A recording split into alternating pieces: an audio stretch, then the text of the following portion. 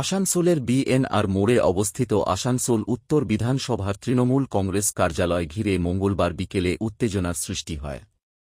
নিজেদের পুরনো দলীয় কার্যালয় পুনরুদ্ধারের দাবিতে কংগ্রেস নেতৃত্ব, কর্মী ও সমর্থকরা সেখানে উপস্থিত হন। পরিস্থিতি উত্তপ্ত হয়ে উঠলে ঘটনাস্থলে পৌঁছায় পুলিশ ও কেন্দ্রীয় বাহিনী। আইনশৃঙ্খলা পরিস্থিতি নিয়ন্ত্রণে আনতে কংগ্রেস কর্মীদের আটক করে নিয়ে যাওয়া হয়।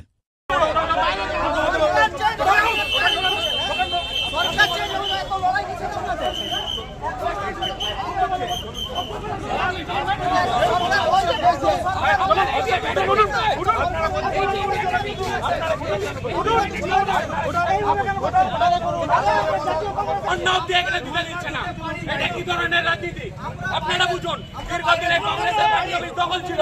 আমরা ইন্দিরা গান্ধী মূর্তির সামনে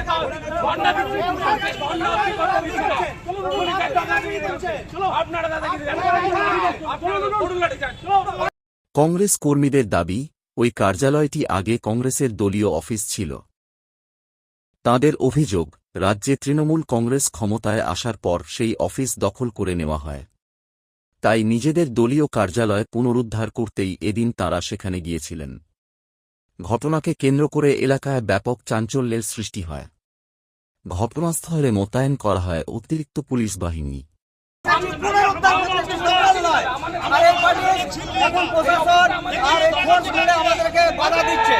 আমরা চাই আমাদের অফিস আমাদেরই থাকুক, আর যেটা তৃণমূলের সরকারে আসার পর তৃণমূল গুন্ডামি করে এই অফিসটা নিজেদের দখলে দিয়ে নিয়েছিল।